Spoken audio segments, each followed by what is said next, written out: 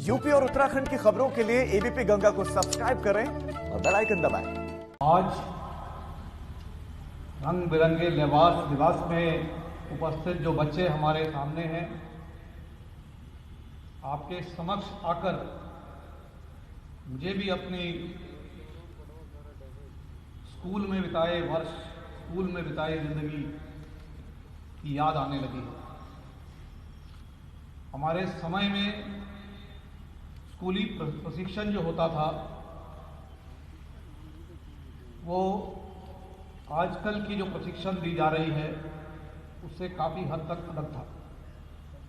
हमारे पास उन दिनों आज से तकरीबन 45 वर्ष पूर्व टेक्नोलॉजी के संसाधन नहीं थे। हमारे पास कंप्यूटर नहीं थे, इंटरनेट नहीं था। लेकिन मुझे इस कार्यक्रम में शामिल होकर ये बड़े गर्व के साथ कहने का अवसर मिला है कि आप लोग जो हैं भारतीय संस्कृति को ध्यान में रखते हुए जिस प्रकार से आपका शिक्षण प्रणाली किया जा रहा है, इसके लिए आप सभी बच्चों को बहुत ही भाग्यशाली माना जाना चाहिए। पिछले कई 100 सालों में क्योंकि हमारे देश के ऊपर विदेशियों का कब्जा रहा, इसलिए हमारी जो असली संस्कृति है उसकी विचारधारा में बदलाव आया है।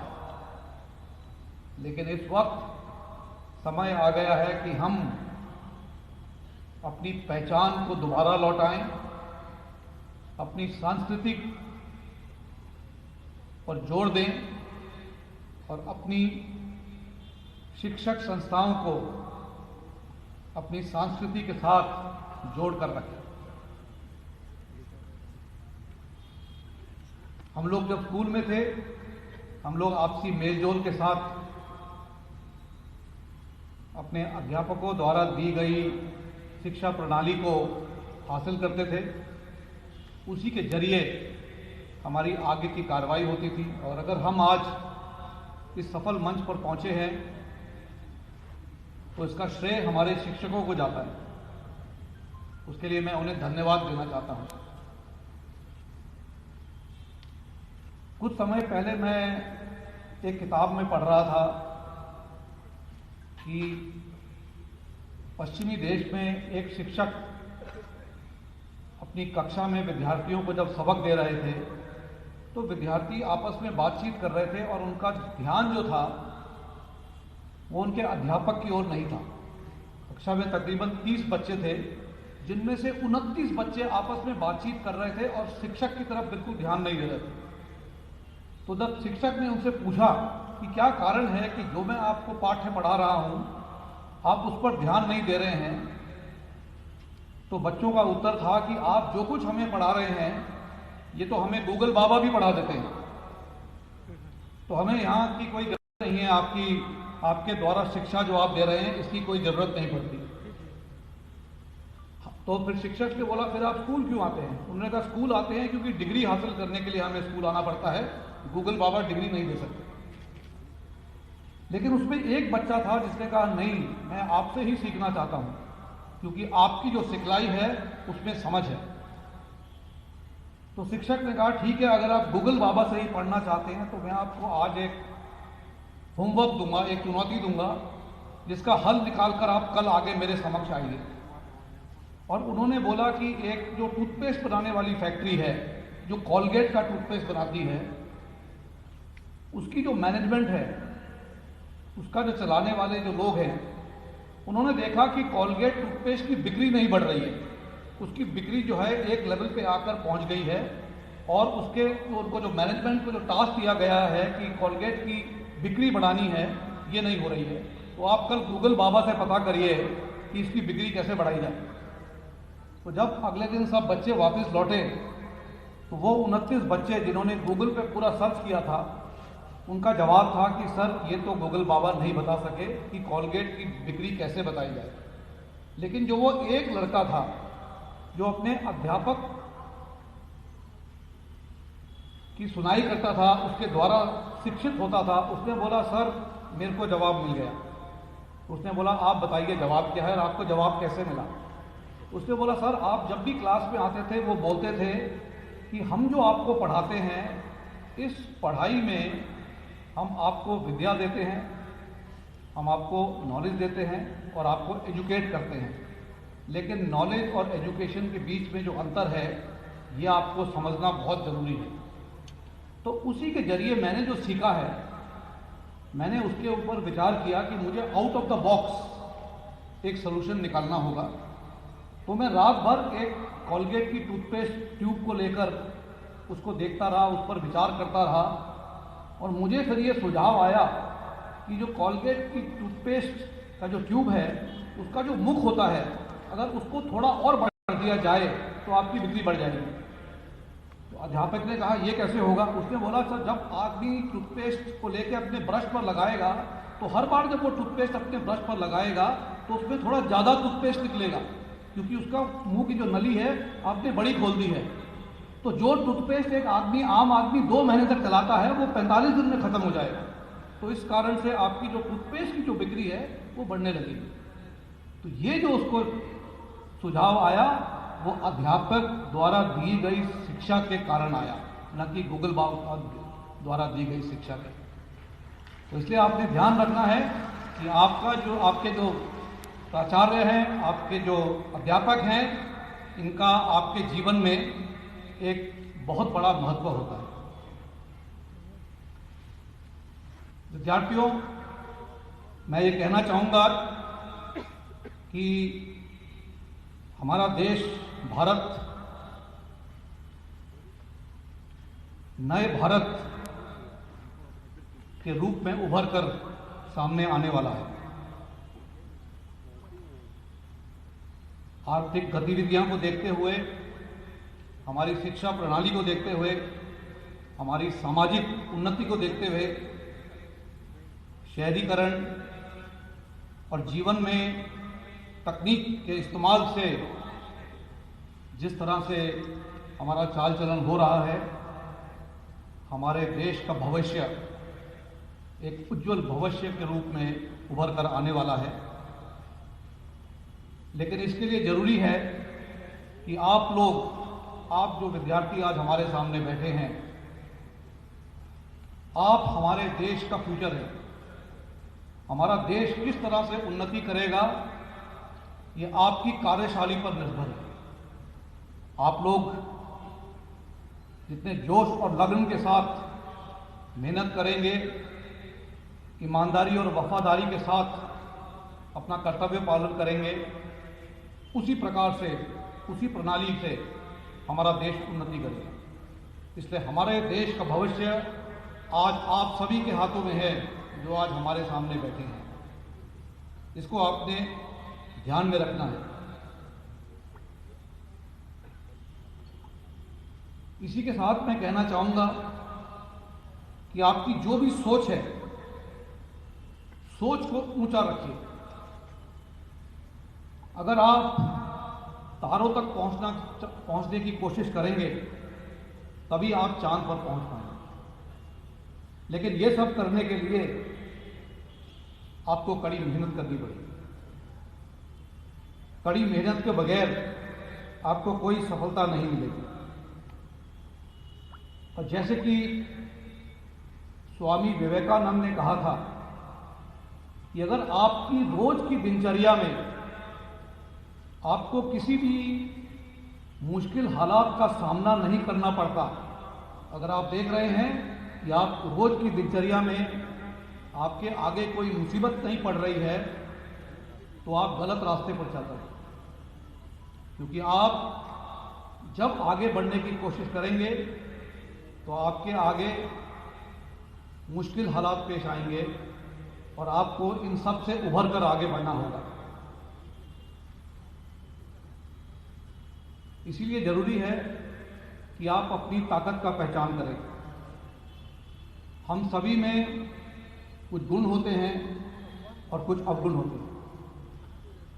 आपने अपने गुणों को आगे बढ़ाना है और अपने अवगुणों को पीछे छोड़ते हुए आगे बढ़ने की कोशिश करनी है।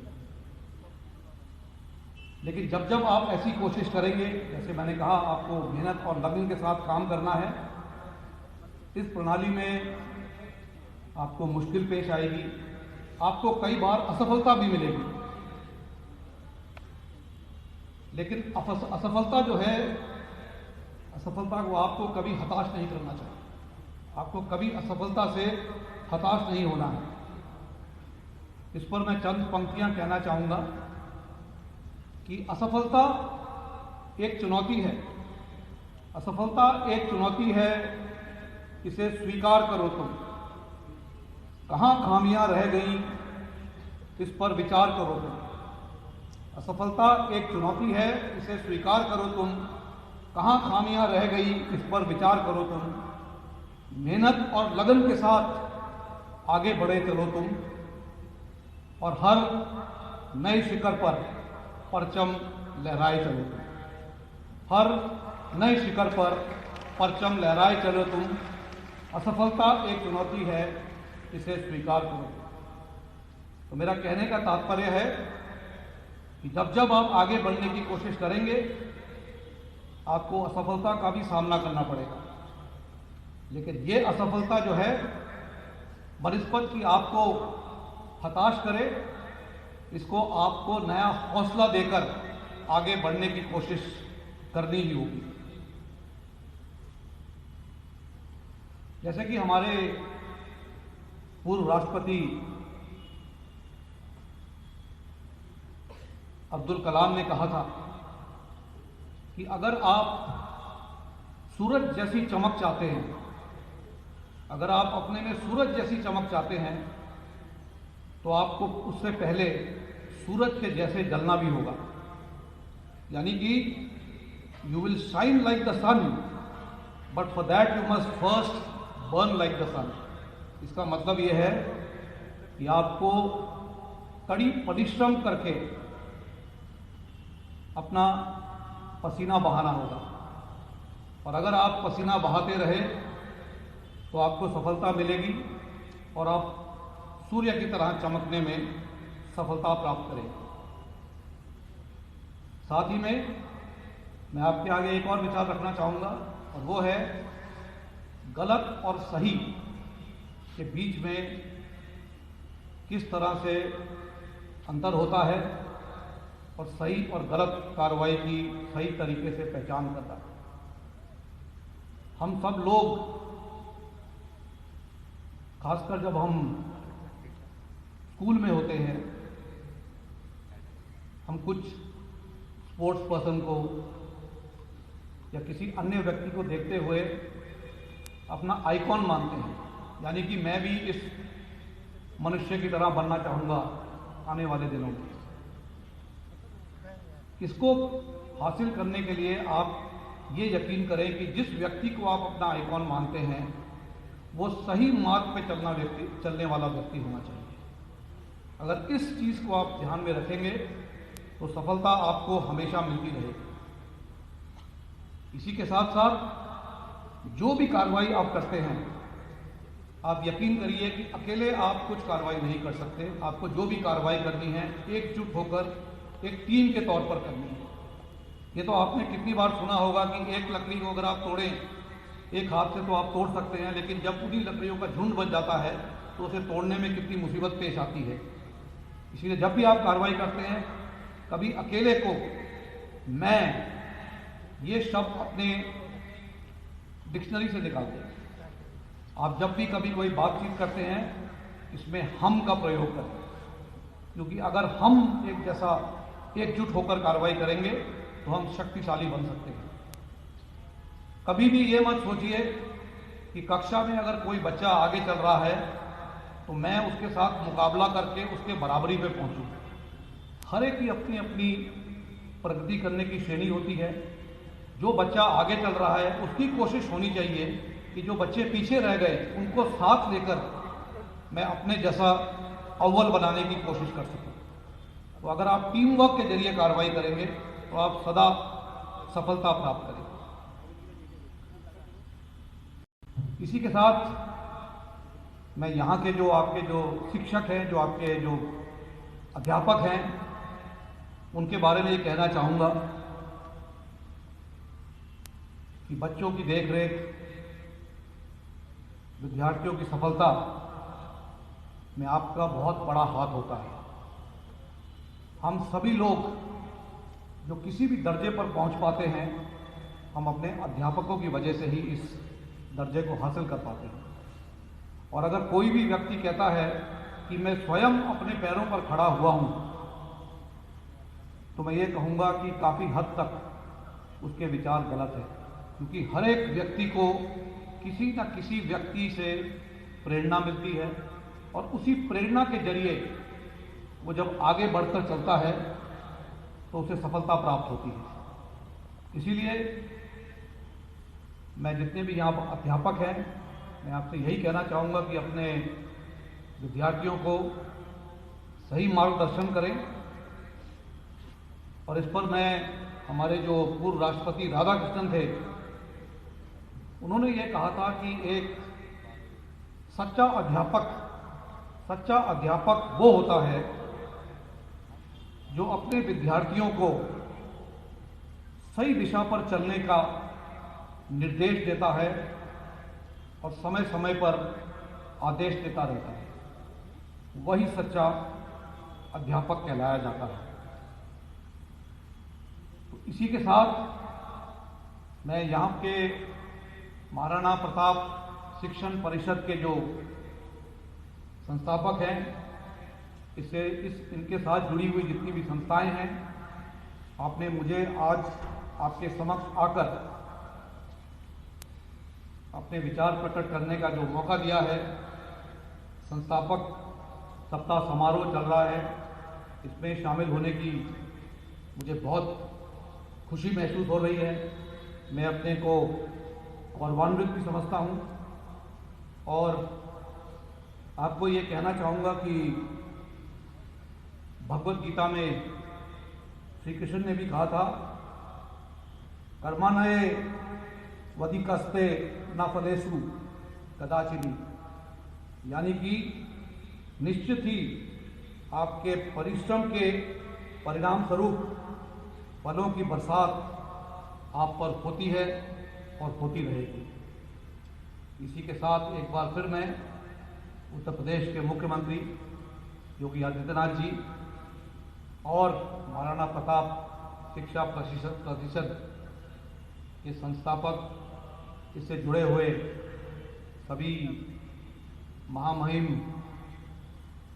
जो आज यहाँ पर मौजूद हैं और परिषद द्वारा चलाई गई संस्थाओं के विद्यार्थी, आप सभी को मैं एक बार बहुत बहुत धन्यवाद कहना चाहता हूँ।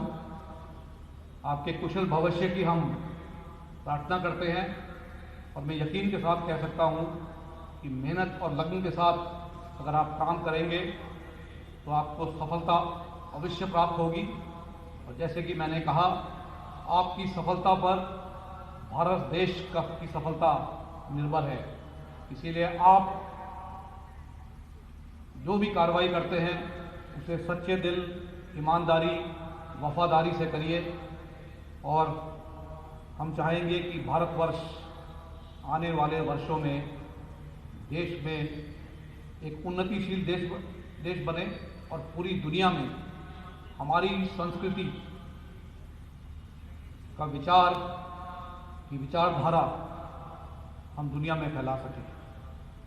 इसी के साथ आप सभी का बहुत बहुत धन्यवाद और जय हिंद।